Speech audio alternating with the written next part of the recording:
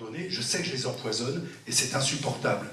Et quand c'est longtemps, ce discours de la contestation. Oui, mais en fait, le bio, il paraît que c'est bidon. Il paraît qu'en fait, c'est un nouvel argument commercial, mais qu'en fait, ça ne change rien. Et d'ailleurs, il y a des gens sur les réseaux qui disent que le bio, finalement, ça n'améliore pas l'état de santé de la population. Donc aussi, la crédibilisation de contre-discours pour prouver ça. Ça a été notamment beaucoup montré par Curie d'Alquette. C'est aussi le fait qu'une partie de nos choix alimentaires sont inconscients. Ils sont inconscients parce qu'on nous a mis dans la tête, on nous a répété des choses et qu'on a fini soit par s'accoutumer, on mange beaucoup de sucre souvent et on en a besoin de beaucoup pour satisfaire nos envies de sucrer, mais aussi par la publicité, on nous a fait rentrer dans la tête un certain nombre de réflexes de consommation. Si je peux, je vous passerai une micro-vidéo d'une expérimentation britannique intéressante de ce point de vue. Et puis c'est la découverte, notamment par les nutritionnistes de la nutrition publique, au démarrage, beaucoup aux États-Unis, sur pourquoi dans les quartiers pauvres américains, les gens sont proportionnellement plus obèses que dans les quartiers plus riches. Et en disant, en fait, c'est pas tant une question d'éducation que les gens ne savent pas manger, c'est une question que, dans leur environnement alimentaire, dans leur quartier, ce qu'on leur vend comme produits alimentaires ne sont pas des produits qui donnent de la santé. On vend très peu de fruits et légumes, on vend beaucoup de produits transformés, très gras, très sucrés, très salés, et que c'est plus parce que l'offre n'est pas adéquate par rapport à leurs besoins nutritionnels qu'on a des consommations qui ne correspondent pas aux recommandations nutritionnelles. Et donc, ça a été notamment le cheval de bataille de Michelle Obama, la lutte contre ce que les Américains appellent les déserts alimentaires, les food deserts, ou les marécages alimentaires, les food swamps, c'est-à-dire des zones dans lesquelles la seule offre alimentaire est une offre de produits très défavorable à la santé, et de se rendre compte en fait que c'est pas tant parce que les gens ne savent pas, mais parce qu'en fait, ils n'ont pas tellement d'autres choix que d'acheter ce qui est le plus facile pour eux d'acheter, physiquement, la distance à parcourir, et économiquement, le coût. Petite, je ne sais pas si ça vaut le coup de vous la passer sans le son, parce que c'est en anglais, mais je peux vous expliquer ce qui se passe, puis après vous verrez la vidéo, on verra si vous comprenez. C'est une expérimentation qui a été faite à Londres. 8 adolescents ont été convoqués, à qui on a proposé, on les a invités à venir dans un restaurant, et on leur paye le taxi pour venir. Et avant ça, les expérimentateurs ont regardé tout ce qu'ils regardent sur les réseaux sociaux, quels sont les influenceurs qui suivent, quels sont les trajets qu'ils font habituellement, où est-ce qu'ils habitent, et vont organiser une modification des réseaux sociaux et une modification de ce qui est affiché sur les trajets jusqu'à ce qu'ils arrivent au restaurant. Et là, ils arrivent au restaurant et on leur propose une carte avec 50 plats. Et on leur demande de choisir un des 50 plats. Et les 8 vont choisir tous le même.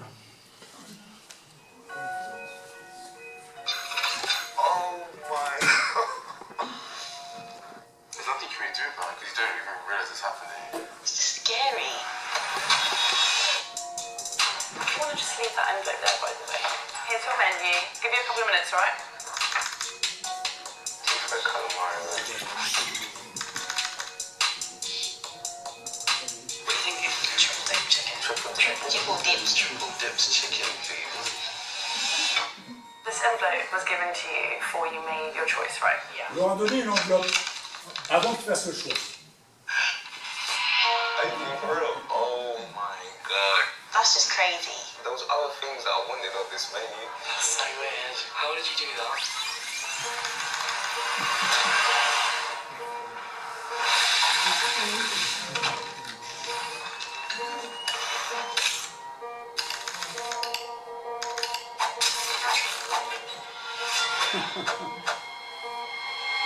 I just want to know how.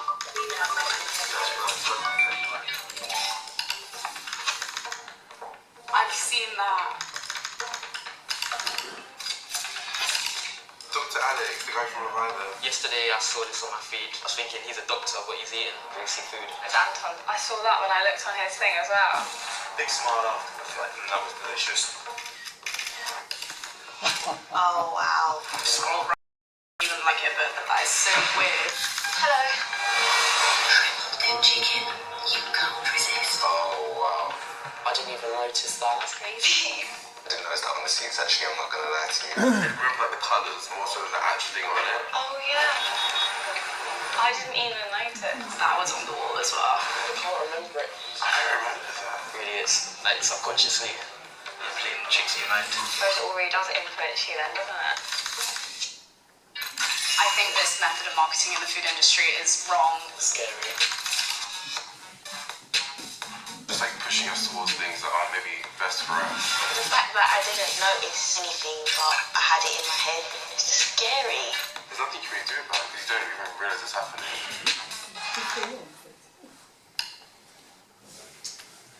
Bon, juste une illustration de ce que ça veut dire aussi les effets de la pub, c'est pas mal de se rendre compte quand on fait croire après que l'individu va être capable, par un simple raisonnement, d'optimiser son choix.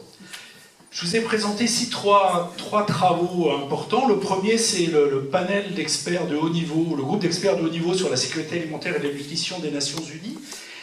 Donc c'est un groupe d'experts multidisciplinaires qui a fait une revue littérature sur la question de comment orienter le système alimentaire vers une meilleure nutrition et qui conclut au fait que l'enjeu, c'est pas d'éduquer le consommateur, l'enjeu, c'est de changer ce qu'ils appellent l'environnement alimentaire, et ça vient beaucoup des travaux des nutritionnistes, comme je vous l'ai dit tout à l'heure.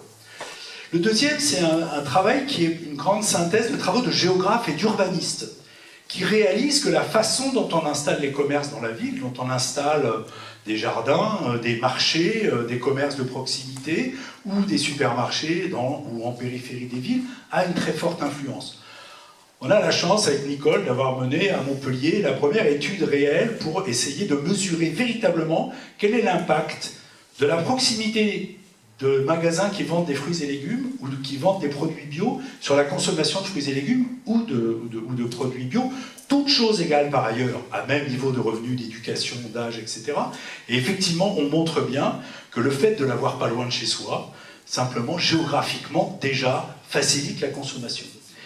Et puis le troisième, qui je trouve un des plus intéressants, qui est un travail de 10 ans de synthèse qui a été fait par Sadi Lalou, qui est l'ancien grand prof de psychosociologie qui a repris l'école, enfin la chaire de Moscovici à l'école des hautes études en sciences sociales, hein, qui a fait 10 ans de synthèse de la littérature mondiale sur les déterminants individuels, les déterminants du comportement individuel, pas uniquement du consommateur, à la fois des travaux de sociologie, de psychologie, de psychosociologie et d'économie.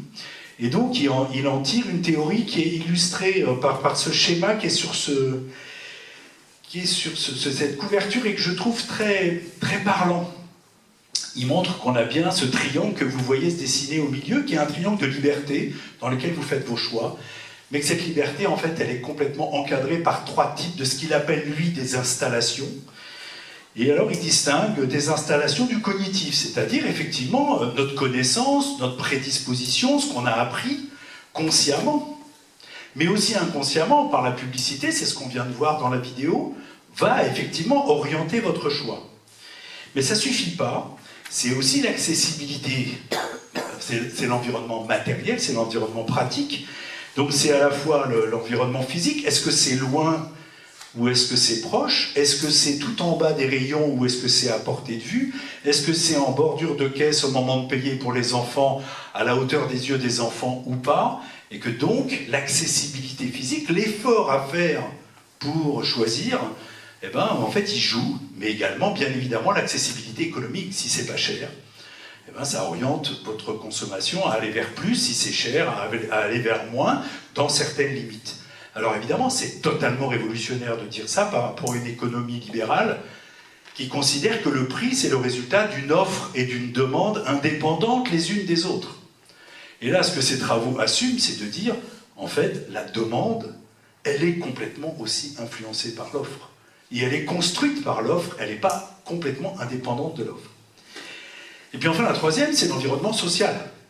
Un environnement qui est hérité, c'est votre culture, c'est ce que vous avez eu l'habitude de manger, ce que vos parents vous ont appris, mais c'est aussi un environnement contextuel. On ne mange pas la même chose entre collègues au bureau le midi que dans famille le week-end.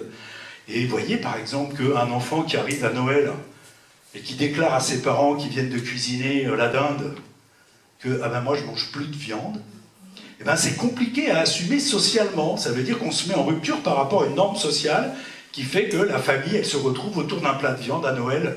En tout cas en France c'est comme ça. Et que donc c'est un effort très important de se mettre en rupture de cette norme sociale. Et donc ça veut dire quoi? Ça veut dire qu'on peut essayer de jouer, non pas simplement sur éduquer les gens pour essayer de jouer simplement sur la partie consciente, mais c'est aussi réguler ce qui va générer de l'inconscient, réguler ce qui va rendre la chose désirable, on va dire, du point de vue sociétal, la plus pratique, la plus facile et la plus économiquement accessible, et puis également changer les normes sociales. Alors, on pourrait dans la discussion vous donner beaucoup d'exemples de ce qui s'amorce, mais c'est aujourd'hui intéressant parce que c'est un vrai changement de politique. Il est intéressant de voir qu'à Montpellier, on a mené cette étude sur les paysages alimentaires, comme on les a appelés, de la caractérisation des paysages alimentaires, et on a mené cette recherche en associant la métropole de Montpellier dès le premier jour, dès les premières réunions de discussion.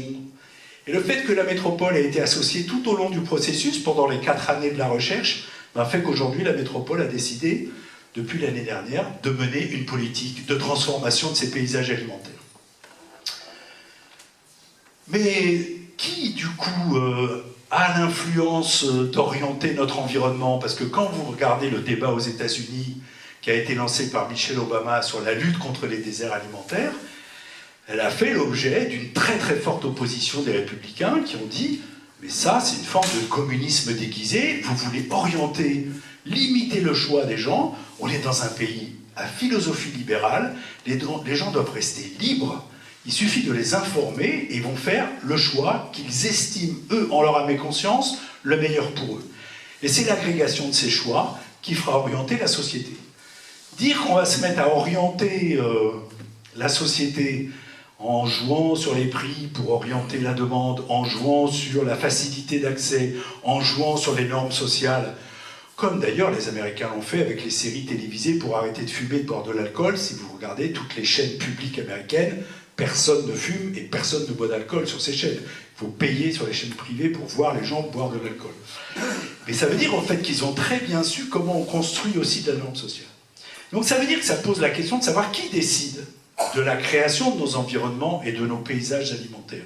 Et c'est là qu'on a besoin de démocratie alimentaire, c'est-à-dire de redonner aux citoyens, aux habitants de la ville, aux mangeurs, la capacité de participer à l'orientation du système dont ils ont été confisqués jusqu'à présent, puisque c'est aujourd'hui dans la main des experts, des scientifiques, qui se désespèrent, comme je l'ai dit ce matin, d'avoir un peu d'influence sur le politique, mais surtout des lobbies qui aujourd'hui orientent le système.